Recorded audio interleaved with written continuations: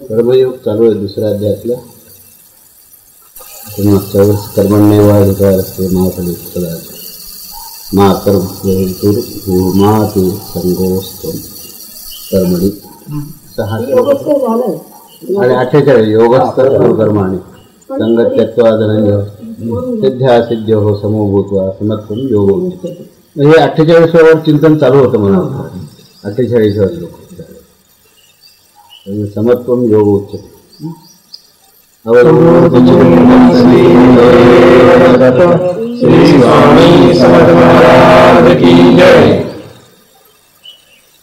तेव्हा दुसरा अध्याय हा उपक्रम असलेला, म्हणजे सुरुवात ज्याचं बीज ज्याच्यामध्ये आहे, भगवद्गीतेचं सर्व बीज ज्या अध्यायात आहे असा तो अध्याय आहे. आणि म्हणून त्या अध्यायामध्ये ज्ञान आणि कर्म ह्या दोन्ही काही संबंध आलेला आहे. जे सांख्ययोग आहे तो पूर्ण ज्ञानयोगाच्या संदर्भातलाच असून आणि त्या ज्ञानाच्या अधिष्ठानावर आचरण कसं करायचं म्हणून पुढे कर्मयोग तो सांगितलेला आहे.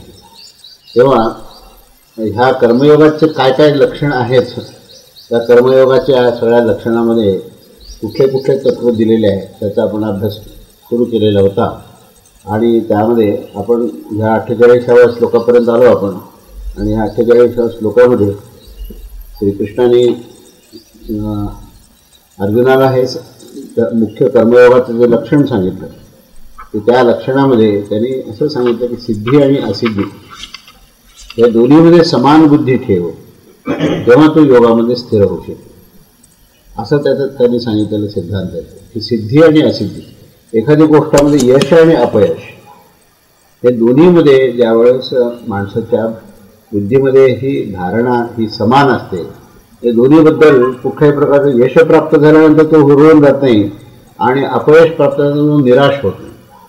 म्हणजे ज्याच्यामुळे कुठल्याही प्रकारची उत्तेजना नाही आहे, कुठल्याही प्रकारची अधीरता नाही आहे, कोणत्याही प्रकारे भावनेचा उद्रेक नाही, तर त्या ठिकाणी ही समत्व अशा प्रकारे समान दोन्हीकडे पाहण्याची जी धारणा आहे ती बुद्धीमधली धारणा आहे ना, ही धारणाच कर्मयोगाला मुख्य कारण आहे. कर्मयोगाचं वैशिष्ट्य काय असेल तर ह्या यश आणि अपयशाकडे पाहण्याची जी दृष्टी आहे ती दृष्टीला अतिशय महत्त्वाची, जी धारणा आहे त्या धारणाला अतिशय महत्त्व आहे. आणि त्या धारणेमध्ये तुमची मुख्य भूमिका काय पाहिजे तर कर्तव्य करण्याची भूमिका पाहिजे. यश आणि अपयश या दोन्हीकडे समान दृष्टी ठेवून जेव्हा तुम्ही तुमच्या कर्तव्यामध्ये एकाग्रतेने कर्तव्य करता तेव्हा जे समत्व प्राप्त होतं त्या समत्वालाच योग असं म्हटलेलं आहे. तोच कर्मयोग आहे. योग हा जो शब्द आहे ना, हा कर्मयोगामध्ये आपण पाहिलं मागच्या वेळेस की कर्मयोगामध्ये 2 शब्दाचा प्रयोग केलेला आहे. एक कर्म शब्दाचा प्रयोग आणि योग शब्दाचा प्रयोग आहे. तर कर्म हे क्रियाप्रधान आहे आणि योग हे धारणाप्रधान. योगाचा संबंध हा आपल्या परमेश्वराशी जे अनुसंधान, जे परमेश्वराशी जे कायमचं नातं साध्य करायचं आहे त्या कायमचं नातं साध्य करण्याकरता जी धारणा त्याची असते, जी त्याची स्थिती असते, त्या स्थितीचं वर्णन हा योग आहे. योग जी आहे ना हे जीव आणि शिवात्मा आणि परमात्मा या दोघांचा परस्पराशी जो अखंड संबंध आहे त्या संबंधाची अनुभूती प्राप्त करणं. कारण संबंध हा असतोच, संबंध तुटत नसतो, फक्त संबंधाचा अनुभव येत नाही. अनुभव का येत नाही?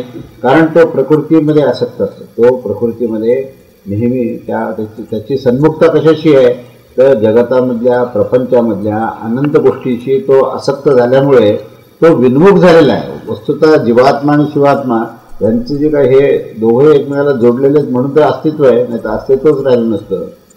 त्यामुळे योग काय, योग ही जी आहे ना ही त्या दोघांचे जे संबंध आहेत ना त्या दोघांच्या संबंधाला चा अनुभव घेणं, त्या संबंधाची जी काही स्थिती आहे त्या स्थितीची जाणीव, ती धारणा, ही जेव्हा धारणा त्या ठिकाणी निश्चित होते तेव्हा त्या धारणेतच समत्व येतं.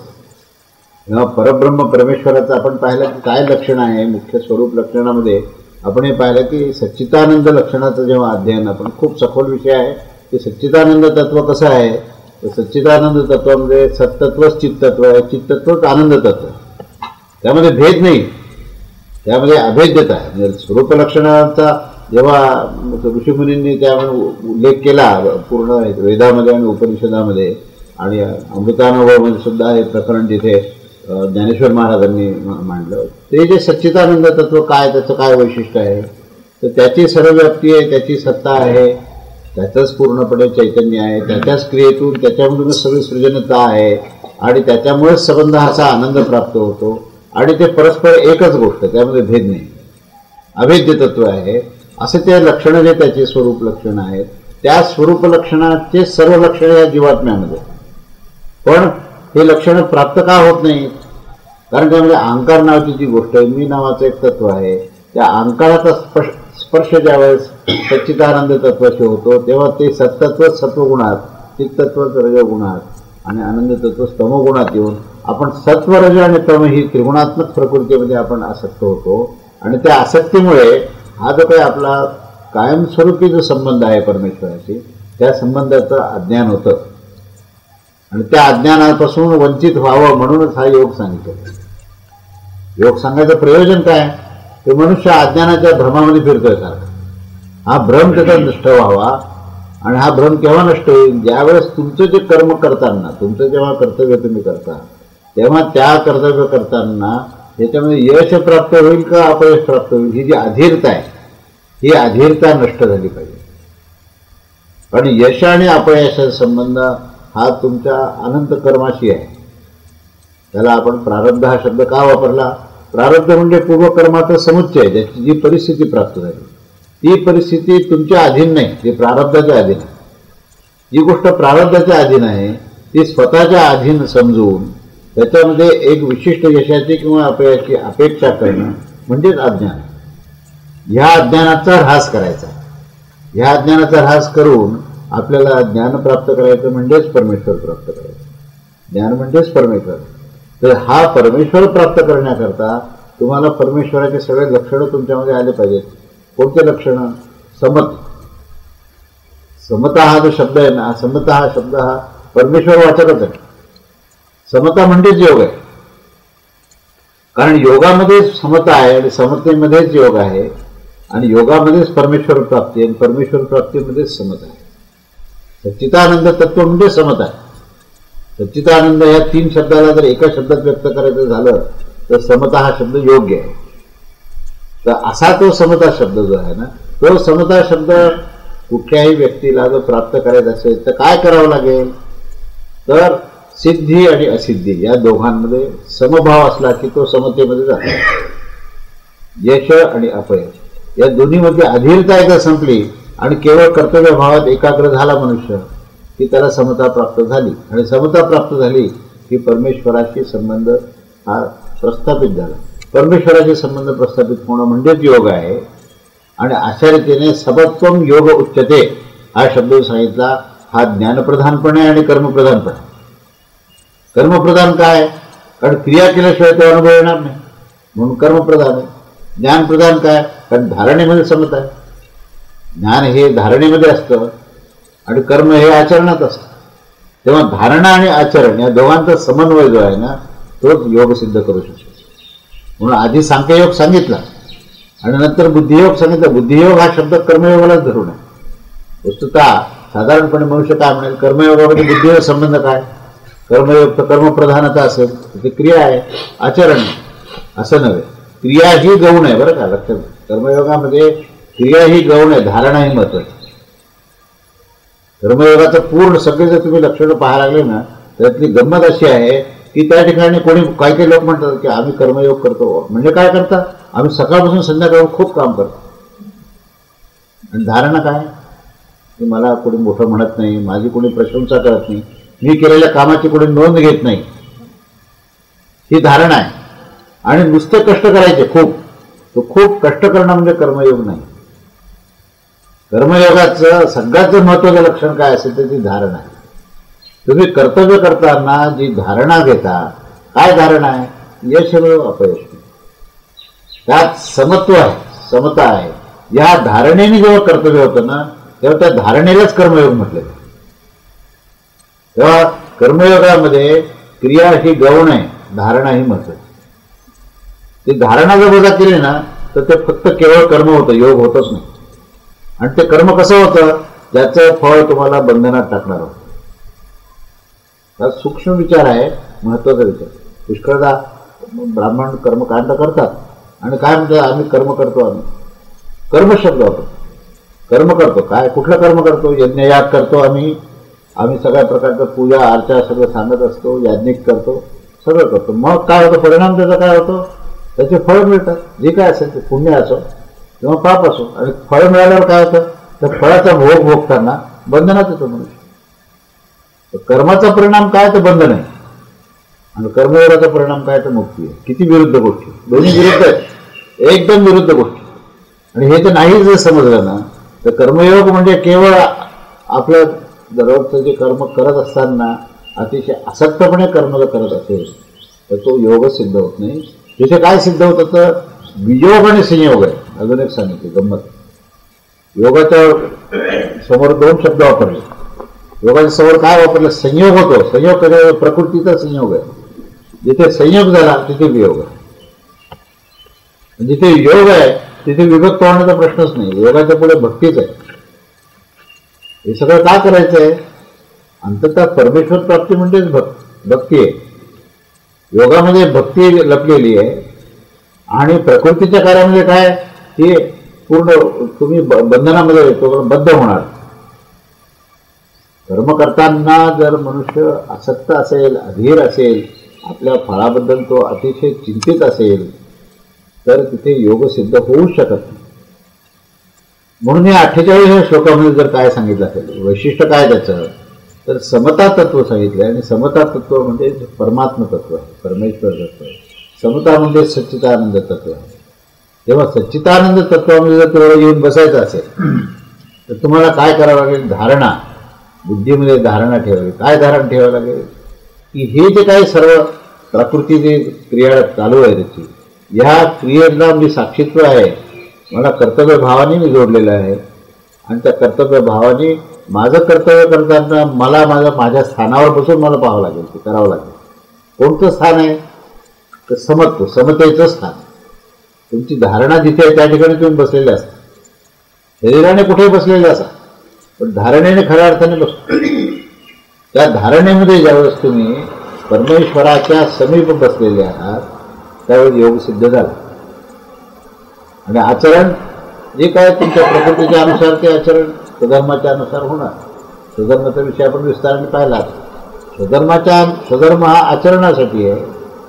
आणि योग जो आहे तो परमेश्वराचे अनुसंधान करण्याच्या धारणेशी आहे.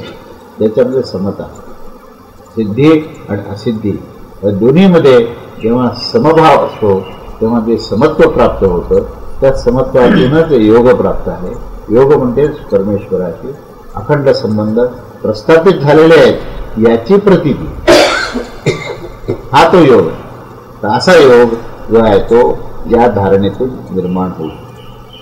असा हा 48वा श्लोक आहे. आता पुढे हीच गोष्ट त्यांनी समत्व बुद्धीपेक्षा सकाम कर्म कशी तुच्छ आहेत आणि फले इच्छिणाऱ्या माणसाची कशी दैन्यवाणी परिस्थिती आहे त्याचं वर्णन या 49व्या श्लोकामध्ये केलं. 49व्या श्लोकामध्ये की हे समत्व कसं श्रेष्ठ आहे आणि सकाम बुद्धीने केलेलं कर्म हे कसं तुच्छ आहे हे सांगितलं. तेव्हा त्याचा परिणाम कसा हा त्या माणसाला अतिशय अशा दीन अवस्थेमध्ये घेऊन जातो. आणि हीच गोष्ट 48व्या श्लोकाला पुष्टी देणारा 49वा श्लोक आहे. तेव्हा या श्लोकाचा शब्दशः अर्थ असा आहे की या समत्वरूप बुद्धियोगापेक्षा सकाम कर्म अत्यंत खालच्या श्रेणीचे असून हे धनंजया समत्व बुद्धीमध्येच रक्षणाचा उपाय तू शोध. म्हणजे बुद्धियोगाचा तू आश्रय घे. आणि फळाचे हेतू बनणारे जे लोक आहेत ते अत्यंत दीन असे असतात. आता ही सध्याच्या काळाची आपण विचार केला की आता ह्या काळामध्ये लोकांची दीनवाणी परिस्थिती का झाली याची मीमांसा येते. माणसं निराश झाली. कोणत्याही प्रकारे काय कोणालाही तृप्ती नाही, समाधान नाही, आनंद नाही. अखंडतेने कुठल्या तरी अतृप्त अवस्थेमध्ये प्रत्येक मनुष्य दिसायला लागतो. आणि अतृप्त अवस्था म्हणजे दैन्यवाणी अवस्था. दैन्य म्हणजे संपत्तीने तो कमी असायला पाहिजे अशी आवश्यकता नाही. कधी कधी खूप संपत्ती असतानाही दैन्य असते. पण तो अतृप्त असतो. अतृप्त का असतो? पण अपेक्षित फळ प्राप्त नाही झालं. अपेक्षित फल प्राप्त होण्याकरता काय केलं होतं? सकाम कर्म केलं. कर्म अशा पद्धतीने केलं की मला अमुक अमुक अमुक अशा प्रकारची प्रशंसा, लौकिकता, मोठेपणा हे सगळं मला मिळायला पाहिजे होतं. नाही मिळालं. मला माझी अमुक अमुक पोस्ट मला मिळणार होती, परंतु त्याच्या आधीच काहीतरी गोष्टी घटना घडल्या आणि मला रिटायर व्हावं लागलं. मग काय झाले? रिटायर झाले, मुक्त झाले, कर्म नोकरीतून मुक्त झाले, पण विचार सुटला नाही. तो आयुष्यभर चर्चा काय असेल तर हीच चर्चा आहे की मी हायकोर्टाचा जज होणार होतो, पण ऐनवेळी काहीतरी राजकारण झालं आणि मी डिस्ट्रिक्ट जज असतानाच रिटायर. विषय संपलाय तेव्हा. पण उरलेले जे काही आयुष्याचे 15-20 वर्ष असतात ना, ते 20 वर्ष हाच विषय चालू आहे. काय विषय चालू आहे की मी हायकोर्टाचा जज झालो असतो. काही आवश्यकता नाही या विषयाची, कारण तेव्हाही आवश्यकता नव्हती. त्याही वेळेला जे काही तुम्ही कर्म केलं आणि ज्याच्या कारणाकरता तुम्हाला असं एक कुठेतरी मोठं पद पाहिजे होतं, त्या पदाकरता जे काही तुम्ही संघर्ष केला, जी तपस्या केली, तर तेव्हाही अपेक्षा होती की त्या प्रकारचं पद मला मिळेल, त्या प्रकारचं फल मला मिळेल. ते मिळालं नाही आणि त्याच्यातून निवृत्त झाले, पण खऱ्या अर्थाने निवृत्त नाही झाले. खऱ्या अर्थाने प्रवृत्तच राहिले.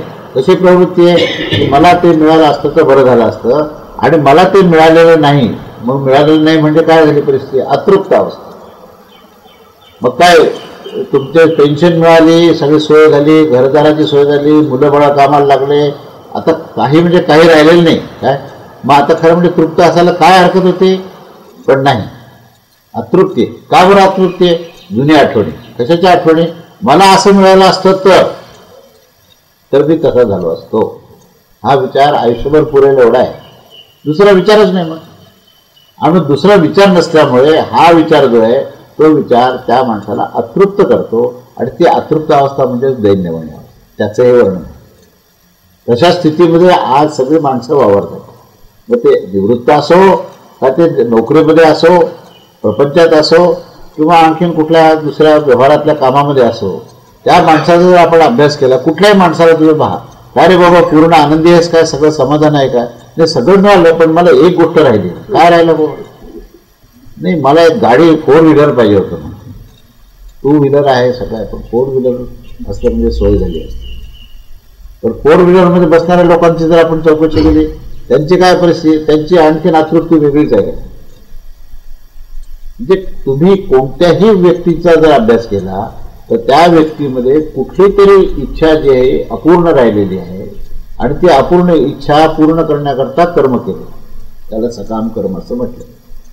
सकाम कर्म म्हणजे कामना ठेवून केलेलं कर्म, आणि ती कामना अपूर्ण राहिल्यामुळे जी अतृप्त स्थिती झाली, त्यामुळे दैन्य स्थिती झाली त्याची. तर अशी जी दैन्य स्थिती आहे, अशी दैन्य स्थिती जर तुझं समत्व भाव असेल तर त्या समत्व भाव असताना अशी स्थिती राहू शकत नाही. कारण जिथे कामनाच केली नाही तर तिथे अतृप्तीचा कुठे प्रश्न आहे. म्हणून तृप्त स्थितीमध्ये म्हणजे का कर्तव्य करतानाच तृप्त येतं, नंतर अतृप्त व्हायचा प्रश्नच येत नाही. कर्तव्य करतानाच अशी स्थिती आहे की तो ह्याच्यामध्ये नाहीच आहे ना, तो त्याच्यापासून अलग आहे. त्यामुळे त्याचे जे काही चटके तुम्हाला बसायचा प्रश्नच येत नाही. कर्तव्य केलं, मोकळं झालं, संपलं. मग ते काय, त्याच्यात काय मिळालं? तुमचे CR खराब केला, निवृत्त झाले, पेन्शन मिळायला सुरुवात झाली. एखाद्याला म्हणलं का हो तुमचं 10 वर्षापूर्वीचं रेकॉर्ड मी परवा पाहिलं, आणि त्यामध्ये असं लक्षात आलं की तुमचं CR फार खराब आहे. तो हसायला लागतो माहिती आहे का? काय करायचं ते CR खराब असून? अहो माझं जीवन आता किती आनंदी आहे, मी एवढा तृप्त आहे, मला काही घेणं देणं नाही, माझी पेन्शन चालू आहे, माझी निर्वाह चालू आहे, मी परमेश्वराचं स्मरण करतोय. याची इतकी आनंदाची स्थिती काय पाहिजे? त्यामुळे तुम्ही असल्या काही गोष्टी सांगून मी काही विचलित होणार नाही. पण कसं काय हवं? अहो जेव्हा CR खराब करत होते ना ते, तेव्हाच मी तृप्त होतो. त्याचं माझ्याबद्दल काय मत असेल, माझं कर्तव्य मी केलं, त्याचं माझ्याबद्दल काय आकस असेल, त्याने केलं असेल CR खराब, काय हरकत नाही. मी तेव्हाच तृप्त होतो, तेव्हा आज अतृप्त व्हायचा काय प्रश्न आहे? हे लक्षात घ्यावं. हे तुमच्याबद्दल रागद्वेष असणारे माणसं, तुमच्याबद्दल असूया असणारी माणसं तुमच्या अवतीभोवती फिरत आहेत, पण तुम्ही तृप्त आहात. तेव्हा तुम्हाला त्यांच्या ह्या तृप्ती, जेव्हा त्यांच्या असूयाचा तुम्हाला स्पर्शच होत नाही. हे बघा तुम्ही. त्यामुळे श्रेष्ठत्व कोणामध्ये सांगा तुम्ही? जे समत्व भावामध्ये आचरण करतात ते नेहमी श्रेष्ठ स्थितीमध्ये असतात, आणि जे कामना ठेवून कर्म करतात ते निकृष्टच असतात. सिद्धांत लक्षात घ्या. आता फक्त प्रश्न आपल्या स्वातंत्र्याचा आपण कसा उपयोग करायचा, आपल्याला निकृष्ट व्हायचं का श्रेष्ठ व्हायचं. मनुष्याला स्वातंत्र्य दिलेले, स्वाधीनता दिलेली आहे, ते तुम्ही निकृष्ट व्हायचं का श्रेष्ठ स्थितीत जायचं. मनुष्याला श्रेष्ठ स्थितीत जाण्याकरता देह प्राप्त झाला. मग हे श्रेष्ठत्व केव्हा प्राप्त होईल, हे तेव्हाच प्राप्त होईल ज्यावेळेस तुमच्यामध्ये समत्व आहे. म्हणून समत्व स्थितीमध्ये तो श्रेष्ठ आहे, कारण स्वच्छ आहे. समत्व म्हणजेच परमेश्वर आहे. परमेश्वरा इतकं श्रेष्ठत्व काहीच असू शकत नाही. त्याच्या समीप तुम्ही आज गेले तर तुम्हाला श्रेष्ठत्व प्राप्त होत, आणि त्याच्यापेक्षा खालच्या पायरीवर या तुम्ही. कुठली पायरी खालची, की मला असा मोठेपणा पाहिजे. लहान झालं माणूस, मनुष्य लहान झाला लगेच. मला अशी उपाधी पाहिजे होती, उपाधी मिळाली की लहान झाला. कोणती असो, पण पंतप्रधान झाला तरी काय हरकत, लहानच झाला तो माणूस. निरुपाधिक स्थितीमध्ये तो श्रेष्ठ आहे, उपाधीमध्ये तो कनिष्ठ आहे. उपाधी स्थिती आली की रागद्वेष आले, रागद्वेष आले की कामना आलीच, कामना आली की अतृप्ती आलीच, अतृप्ती आली की दैन्यवाणी स्थिती. त्याचं वर्णन. तर असा तो दैन्यवाणा जो आहे तो त्या श्रेष्ठ स्थितीमध्ये असण्यापेक्षा निश्चितच त्याची जी स्थिती आहे ही निकृष्ट आहे. आणि ही निकृष्ट स्थिती ही जर टाळायची असेल तर समत्वरूप बुद्धियोग जो आहे त्याच्याशिवाय पर्याय नाही आहे. पर्याय सांगितलं, एकच पर्याय आहे तो, की तुला कर्तव्य करताना तुझी जर ही धारणा जर ठेवली तू निष्काम भावाची आणि समत्व, निष्काम असेल तर समत्व प्राप्त होईल. निष्कामनेतूनच समत्वाच्या स्थितीमध्ये जातो. कामनेमध्ये असल्या की विषमता येते. आणि विषमता हा प्रकृतीचा गुण आहे. मी मागे म्हटलं समता तथा विषमता हा जो विषय विस्ताराने मांडला त्यामध्ये विषमता हा जो शब्द कुठे आला. विषमता ही प्रकृतीमध्ये सत्वगुण आणि रजोगुण हे परस्पर विषम आहेत. रजोगुण तमोगुण परस्पर विषम आहेत. रजोगुणामध्ये अतिशय कार्यरत आहे, तर तमोगुणामध्ये अतिशय निद्रावस्थेमध्ये. दोघांमध्ये कोणी साम्य नाही. पण समत्व कुठे आहे, ते सत्तत्व आहे तेच चित्त, सर्वव्याप्त तत्व आहे तेच चैतन्यमय आहे. आणि जे चैतन्यमय आहे तोच आनंदी आहे, भेदच नाही, अवेद्य तत्व. म्हणून या विषमतत्वातून समतत्वामध्ये जर तो पोहोचला आणि समतेमध्ये तो जर आरूढ झाला तर तो योगात आरूढ झाला. आणि ते स्वातंत्र्य, ती स्वाधीनता, ते सामर्थ्य, ती क्षमता तुम्हाला परमेश्वराने आधीच देऊन ठेवलेली आहे. ती फक्त ओळखायचं काम आहे, देऊन ठेवलेलं आहे तुम्हाला. ही प्रारब्ध नावाची सामुग्री आहे आणि पुरुषार्थ नावाची स्वतंत्रता. एक गोष्ट सामुग्री आहे. प्रारब्ध काय प्राप्त झालं, सगळं परिस्थिती जी आहे, आपल्याला देह प्राप्त झाला, बाहेरची परिस्थिती प्राप्त झाली, विशिष्ट प्रकारची धनाची स्थिती आहे. हे जे काय आहे ना, हे परिपूर्ण असून ती जी आहे ही सामुग्री आहे. त्याला आपण शब्द काय द्यायचा, प्रारब्ध. प्रारब्धामुळे परवश व्हायचं कारण नाही. प्रारब्ध ही सामुग्री आहे. सामुग्रीतूनच मनुष्य काम करेल ना. त्या परिस्थिती प्राप्त झाल्यामुळे तुम्ही कार्यरत राहता.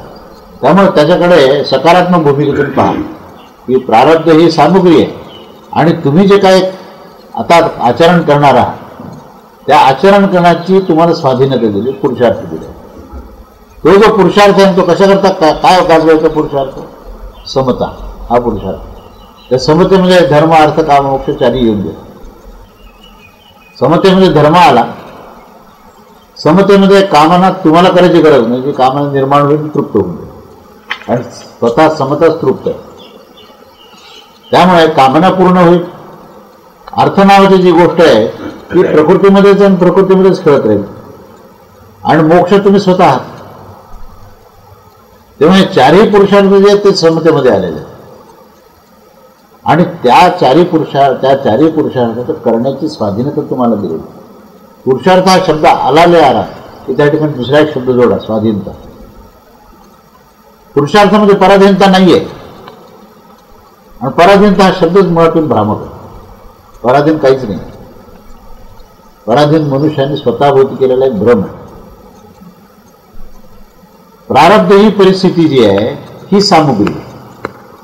स्वयंपाक करताना आपल्याला पदार्थ सगळे लागतात ना, गहू तांदूळ पाणी वगैरे सगळं, स्टोव गॅस, ही सामग्री आहे ना, मग त्याला पराधीन कशाला म्हणायचं? मग आपले हातपाय हल्ले तर आपण या सामग्रीचा उपयोग करून अन्न शिजवतो, झालं की नाही तयार, तो झाला पुरुषार्थ. सामग्रीशिवाय सामग्री आहे आणि कर्तव्य करण्याची भावना आहे, पुरुषार्थ सिद्ध होईल, मोक्षप्राप्ती होईल. तर तक्रार कुठे? तक्रारच नाही कुठे. अतृप्तीला जागाच नाही, निराशाला जागा नाही. आमचं तत्वज्ञान इतकं समृद्ध आहे की तो तुम्हाला तृप्तीकडे आणि आनंदाकडेच घेऊन जाणार. फक्त त्याला समजून घेण्याचा प्रयत्न करा. त्याच्यात जर आपल्या बुद्धीचे फाटे जर फोडले तर तो तुमचा प्रश्न. आणि आनंद प्राप्त करण्याची जर इच्छा तीव्र असेल, योग्य अशी जिज्ञासा असेल, तर निश्चितपणे याच्यातून मार्ग मिळणारच मिळणार, काही शंका नाही. तेव्हा इथे जो हा जो 49वा श्लोक आहे, त्या 49व्या श्लोकामध्ये सकाम कर्म हे अतिशय खालच्या श्रेणीचं असून समत्व बुद्धीनेच तुझं रक्षण होईल आणि फळाचा हेतू बाळगणारे लोक हे कसे अत्यंत दीन आणि निकृष्ट असतात याचं वर्णन केलेलं आहे. ही भूमिका काय ती आपण आता पाहिली.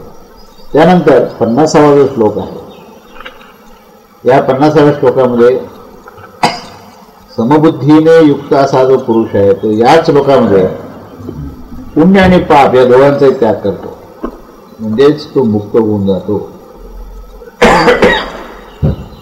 आणि म्हणूनच समत्व रूप योगाला तू लागून राहा. समत्व रूप योगातच जे कर्म होतं आणि जे कर्मात कौशल्य असतं त्या कर्मकौशल्यानेच कर्मबंधनातून तो मनुष्य मुक्त होतो.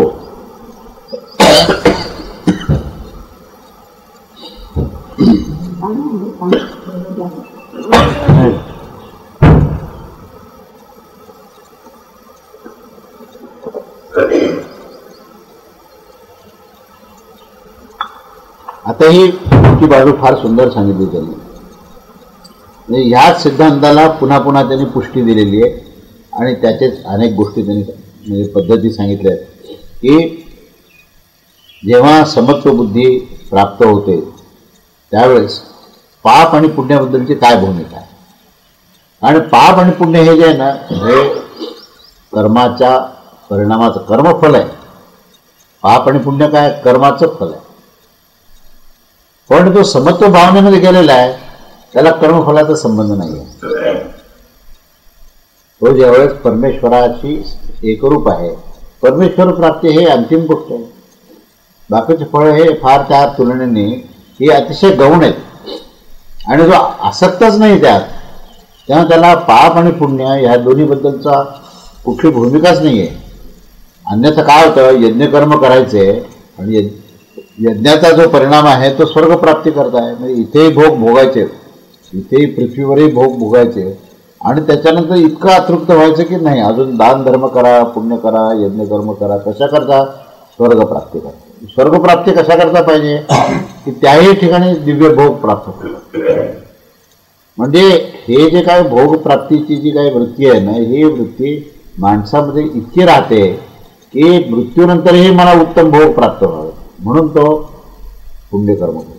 आणि जो अज्ञानी आहे त्याला याच्याबद्दल काहीच ज्ञान नाही आहे, तो काय करतो की इथेच इतके भोग भोगतो आणि इथेच त्याला असं वाटतं की आपल्याकरता सगळ्या जगाने आपली सेवा करावी म्हणून तो प्रमाद करायला लागतो आणि त्या प्रमादातून पापाचं फळ प्राप्त होतं. त्याची रवानगिरी आहे ती त्या नरकात होते. तिथे त्याला सगळ्या अनेक प्रकारचे जे काही दुःखाचे भोग आहेत ते भोगावे लागतात. म्हणजे दुःखाचे भोग असो का सुखाचे भोग, सुखाचे भोग असेल तर स्वर्गात जाईल, दुःखाचे भोग असेल तर नरकात जाईल. आणि कर्म करण्याशिवाय तर काही पर्याय नाही. म्हणजे ह्याच्यातून सुटका आहे का नाही आहे का हेच चक्र चालू राहणार. तर ही सुटका जी आहे ही समत्व भूमिका. जेव्हा साम्यस्थितीमध्ये तो आहे स्वतः आणि कर्तव्य भावनेने कर्म करतो त्यावेळेस त्याला स्पर्श न पापाचा होतो न पुण्याचा, आणि मग तो मोक्षाच्या मार्गाला जायला लागतो. तेव्हा मुक्ती त्यालाच प्राप्त होते जो पाप आणि पुण्य ह्या दोन्हीही फळाचा हा ज्यावेळेस त्याग करतो त्यावेळेसच त्याला ते पूर्णपणे मुक्ती मिळू शकते. अन्यथा मुक्ती मिळण्याची चिन्ह नाही. म्हणजे स्वर्गात जरी गेला तरी जे काही त्याला भोग प्राप्त होतील जे पुण्याच्या कारणाने जे होतील त्याचा क्षीण होईपर्यंत त्याला तिथे पुन्हा राहावं लागेल, लक्ष वर्ष, पुन्हा एकदा पुन्हा पृथ्वीवर यावं लागेल, पुन्हा हे चक्र चालू आहे. तेव्हा चक्रातून जर तुम्हाला सुटायचं असेल, पूर्ण मुक्ती प्राप्त करायची असेल, तर समत्व योगाशिवाय पर्यायच नाही. समत्व योगाशिवाय पर्यायच नाही. तेव्हा साम्य स्थितीमध्ये समत्व योगाने निष्काम भावनेने त्यावेळेस पुरुष आपलं स्वधर्म पाळतो, कर्तव्य करतो, आणि जे काही फळ प्राप्त होईल तो परमेश्वराला अर्पण करतो. कृष्णार्पण असतो. अशा कृष्णार्पणाच्या भावनेने ज्यावेळेस तो करतो, न पापाचा स्पर्श होतो न पुण्याचा स्पर्श होतो. आणि जेव्हा पाप आणि पुण्य हे दोन्ही जेव्हा त्याला स्पर्श करत नाही, तेव्हा एकमेव त्याची स्थिती अशी आहे की तो मुक्त होतो. मुक्त होण्याशिवाय त्याला दुसरा काही प्रश्न येत नाही. अशा या समत्वयोगाला ज्यावेळेस मनुष्य अगदी असं चिकटून राहतो, समत्व भावनेतूनच ज्यावेळेस तो कर्म करतो, तेव्हा त्या कर्म करण्याच्या पद्धतीलाच कौशल्य असा शब्द वापरला. काय या ठिकाणी शब्द जो कर्मसु कौशलम असा शब्द वापरला. कर्मातील कौशल्य काय? कर्मातील कौशल्य काय आहे? कर्मातील कौशल्य असं की त्याचं बंधन नाही. नाही तर कोणतेही कर्म करा, फळ हे मिळणार, आणि फळ मिळालं की फळाचं बंधन हे आलं. मग असं काय बुवा, एक त्याने असं कौशल्य, कर्माच्या कौशल्यामध्ये योग लपलेला आहे. जसं समत्वम योग उच्चते हा सिद्धार्थ सांगितला, तसं दुसरं काय सांगितलं आता कर्माबद्दल सांगितलं. कारण ती धारणा आहे आणि हे आचरण आहे. म्हणजे हा जो 50वा श्लोक कशा करता सांगितला आणि 49वा श्लोक काय सांगितला. 49व्या श्लोकामध्ये समत्वाचं म्हणजे काय उपलब्धी ती सांगितली, आणि समत्व ही काय बुद्धीमध्ये असलेली धारणा आहे, आणि कर्म जे आहे ते आचरणाचा भाग आहे. तेव्हा आचरणातलं कौशल्य काय आहे हे सांगितलंय. आचरणातलं कौशल्य असं आहे की आचरण करताना जे काही आपली धारणा आहे ती धारणा परमेश्वराच्याच अनुसंधानात सतत राहून ज्यावेळेस ते कर्तव्य अतिशय एकाग्रतेने होतं, तेव्हा ते कर्तव्य हे अशा कौशल्याने पूर्ण होतं की त्याच्यातून पापाचाही स्पर्श नाही आणि पुण्याचाही स्पर्श नाही, आणि मुक्तीचा मार्ग मोकळा. हा तो कर्मयोग. कर्मयोगाचं काय वैशिष्ट्य आहे हे जर आपण पाहिलं तर कर्मयोगाच्या वैशिष्ट्यामध्ये तुम्हाला समतेच्या स्थितीमध्ये जाणं, समता ही साम्य स्थिती ही बुद्धीमध्ये आणणं, आणि साम्य स्थितीमध्ये आपलं कर्तव्य एकाग्रतेने करत असताना जर काही उपलब्धी झाली, जी काही उपलब्धी आहे, लौकिकता प्राप्त होईल, धन प्राप्त होईल, मोठेपणा मिळेल, अनेक प्रकारचे उत्तम भोग प्राप्त होतील, त्या सर्वाचाही त्याग करून कृष्णार्पण बुद्धीने आपलं कर्तव्य करत राहणे, ह्याच्यातूनच माणूस हा पूर्ण मुक्त होतो. अन्यथा किती वेळा असे प्रलोभन, शेवटी काय माहिती का, एका प्रलोभनाच्या बिंदूवर तो येतो. काय नाही तर एखादी उपाधी तर घ्या, की मोठी अशा प्रकारची उपाधी दिल्या जाते, किंवा अमुक अमुक अमुक अमुक हरिभक्त परायण किंवा काय जे असेल त्याच्याही पदवी, आणि मग त्यांचा खूप मोठे मोठे असे सत्कार व्हायला लागतात. ती सगळ्यात डेंजरस स्थिती आहे. पण सगळं झालं पण शेवटच्या स्थितीमध्ये मात्र अडकले, आणि मग काय म्हणतात, तुमची रवानगी स्वर्गामध्ये आहे, तुमची जागा निश्चित झाली. कारण काय, तुम्हाला ती गोष्ट आवडली ना, तुम्हाला मोठा सत्कार केला की नाही तुमचा, तो सत्कार करताना इतका मनात आनंद झाला, इतकं सुख वाटलं की त्या सुखामध्ये इतका तो लिप्त झाला की त्याला हे कळलंच नाही की तो कशा करता त्याचा जन्म झाला होता, कशा करता करत होता, त्याचं त्याला जाणीवच झाली नाही. आणि तो जो काही सुखाचा क्षण आहे तो आपल्या अंतःकरणामध्ये इतका साठवून ठेवला की त्याची जागा निश्चित झाली ती स्वर्गामध्ये झाली. आणि अनेक लोकांना भक्ती मार्गाला लावलं, अनेक लोकांना चांगल्या प्रकारचं ज्ञान दिलं, आणि अनेक लोकांनी खूप मोठेपणा दिला आणि खूप मोठा सत्कार केला.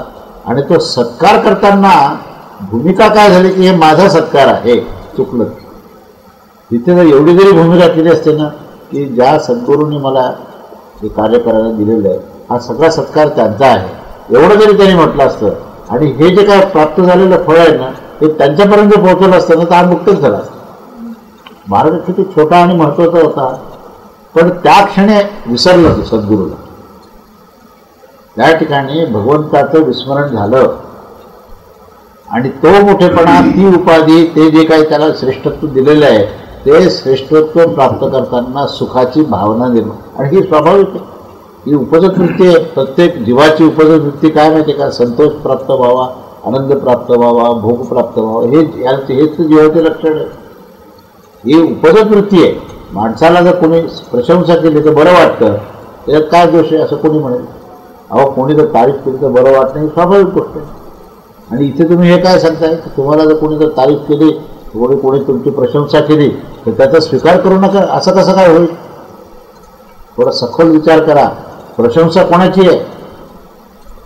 तुमची जी काय स्तुती केली जाते ते कोणाची स्तुती आहे?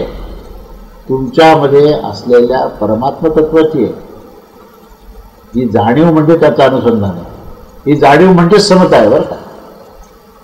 जेव्हा जेव्हा तुमची काही विशेष अशी उपाधी प्राप्त व्हायला लागते, जेव्हा जेव्हा तुम्हाला प्रशंसा मिळते, त्या प्रत्येक क्षणी हे केलेलं परमेश्वरात स्वामींनी केलेलं आहे, स्वामींचं त्यांचं पूर्ण त्यांच्या अधिष्ठानाने झालेलं आहे, त्यांची लीला आहे, त्यांचं सगळं कर्म आहे. मला अहंकाराचा स्पर्श होऊ देऊ नको म्हणून नामदेवाने काय म्हटलं? अहंकाराचा वारा न लागो राजस. ह्या विधानामध्ये सुद्धा एक अर्थ हाच लपलेला आहे की जे जे म्हणून मला प्राप्त झालेलं आहे ते सगळं भगवंताच आहे आणि त्यालाच मला द्यायचं. ही जाणीव ज्यावेळेस अखंड असते त्यावेळेस ती समता प्राप्त होते आणि त्यावेळेस होणारे जे काही कर्तव्य आहे, जे काही कार्य आहे, त्याच्यात ते आपोआपच कौशल्य निर्माण होतं. ते कौशल्य म्हणजे योग आहे. असा हा सिद्धांत आता त्याने आचरणाच्या दिशेने दिलेला आहे की आचरणामध्ये आचरण आणि धारणा हे फार एकमेकाला अगदी लागून असतं. धारणेतून आचरण प्राप्त होतं आणि आचरणेतून धारणेचं दर्शन होतं. जे काही तुमचं आचरण असताना तुमची जी काही ज्ञानाची स्थिती आहे ती आचरणातून दिसते आणि तुमचं जे आचरण असताना तेच ज्ञान आहे. त्यामुळे कर्माचं कौशल्य हे त्या समतेच्या धारणेचं लक्षण आहे. ते लक्षण असलं की तुम्हाला पापपुण्याचा कुठेही स्पर्श होत नाही आणि त्यातून मुक्तीचा मार्ग हा अशा प्रकारे संपूर्णपणे मोकळा होतो. आता पुढे काय दिलेले त्यांनी 50वा श्लोक झाल्यानंतर 51वा श्लोक आहे तो असं सांगितलं आहे की समबुद्धीने युक्त ज्ञानी लोक हे कर्मापासून उत्पन्न होणाऱ्या फळाचा त्याग करून जन्मरूपी बंधनातून मुक्त होऊन निर्विकार परमपद प्राप्त करून घेतात. हेच आता मी सांगितली तीच गोष्ट आहे. फक्त त्याच्यात शेवटचं जे चरण आहे चौथं की ते परमपद प्राप्त होतात, एवढीच फक्त त्यात ॲडिशन होतं. हेच मी सांगितलं. आता हाच विस्तार केला मी. त्याच्यातलं जे चौथं चरण आहे ते पदम गच्छन्त्य नामयम गच्छन्ती अनामयम. हे जे काही निर्विकार स्थिती जी आहे ही निर्विकार स्थिती म्हणजेच परमपद आहे. तर ही निर्विकार स्थिती माणसाला ही केव्हा प्राप्त होते? ज्यावेळेस तो निरंकारी असतो. कारण विकाराचा जन्म हा अहंकारातून आहे आणि निरंकारी स्थिती केव्हा होते? आता आपण सिक्वेन्स उलटा जर घेत घेतला तर परमपद कसं प्राप्त होतं लक्षात येईल. ही निरंकारी स्थिती केव्हा होते? त्यावेळेस तो सहज अवस्थेत जातो. सहज अवस्था केव्हा प्राप्त होते? जेव्हा स्वधर्म पाळतो. स्वधर्म केव्हा प्राप्त होतं? तेव्हा समत्व प्राप्त होतं. हे सगळे एकमेकाला लागून आहेत. समत्वाच्या भूमिकेतूनच स्वधर्म आहे बरं का. नाही तर स्वधर्म प्राप्त होत नाही. आपल्याला असं वाटतं की आपण स्वधर्माप्रमाणे आचरण करतोय, पण मी काहीतरी विशेष करतोय म्हणलं की तिथे अहंकार आला. अहंकाराचा स्पर्श आला की विकार आला आणि विकाराचा संबंध आला एकदा की तुमचं पुन्हा बंधन आणि ह्या सगळ्या चक्रातून आपण तुम्ही गेलेले आहात. तेव्हा ह्या सगळ्या ह्याच्यामध्ये समत्व बुद्धीने जो ज्ञानी मनुष्य ज्यावेळेस ह्या सगळ्या कर्मफलाचा त्याग करतो त्यावेळेस तो आपोआपच बंधनातून मुक्त होत असतो. जसा जसा बंधनातून मुक्त होतो बंधनाचा संबंध हा विकाराशी आहे, तसा तसा तो निर्विकार स्थितीमध्ये जातो. आणि जेव्हा स्वच्छ अंतःकरण होतं, अंतःकरणामध्ये कुठल्याही प्रकारचा अहंकाराचा लवलेश नाही, त्याला निर्मल असं म्हटलेलं आहे. मला हा शब्द अहंकाराला धरून आहे आणि निर्मल म्हणजे निरंकारी स्थिती आहे. तर अशी निर्मल स्थिती ज्यावेळेस अंतःकरणाची होते त्यावेळेस निर्विकार अंतःकरण जे आहे हे त्या जीवात्म्याला परमपदावर घेऊन जातं. कारण हा निर्विकार स्थिती म्हणजेच काय? म्हणजेच परमेश्वराचं स्थान आहे. परमेश्वराच्या स्थानापाशी तो जाऊन पोहोचतो आणि परमेश्वराच्या स्थानापाशी पोहोचणं म्हणजेच परमपद आहे. अशा प्रकारे हे परमपद कसं आहे याचा आणखीन थोडासा विस्ताराने विचार करून आपण हा 51वा श्लोक आणि 52वा श्लोक आणि 53वा हे 3 श्लोक जे आहेत आणखीन विस्ताराने आपण पुढच्या रविवारी पाहूया आणि कर्मयोग हा पुढच्या रविवारी आपण संपूर्ण करेल. अवधूत श्री गुरुदेव श्री स्वामी समर्थ महाराज की जय.